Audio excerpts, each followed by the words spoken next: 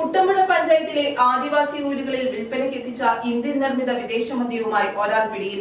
മദ്യം കടത്തുവാൻ ഉപയോഗിച്ച ജീപ്പും എക്സൈസ് കസ്റ്റഡിയിലെടുത്തു. കോതമംഗലം കുട്ടമ്പുഴ ഞായപ്പള്ളി സ്വദേശി ഷാജനാണ് 15 ലിറ്റർ മദ്യവുമായി പൂയംകുട്ടിക്ക് സമീപം ബ്ലാവനക്കടവിൽ വെച്ച് പിടിയിലായത്. ബ്ലാവനയിൽ നിന്ന് ദുർഘട കാട്ടുപാതയിലൂടെ കിലോമീറ്ററുകൾ ദൂരെയുള്ള ഉന്നതികളിൽ താമസിക്കുന്നവരെ ലക്ഷ്യമിട്ടാണ് പ്രതി മദ്യവുമായി എത്തിയത്.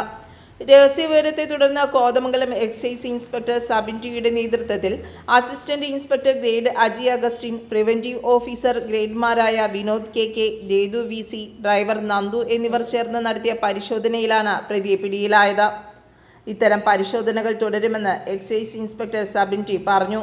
നിയമസഭാ ഇലക്ഷനോടനുബന്ധിച്ചുള്ള സ്പെഷ്യൽ ഡ്രൈവിൻ്റെ ഭാഗമായിട്ട് ഇന്ന് പുലർക്കാലത്തിലുള്ള പെട്രോളിംഗ് നടത്തി വരുമ്പോഴാണ് നമുക്ക് ഈ കേസ് കണ്ടെടുക്കാൻ പറ്റിയത്.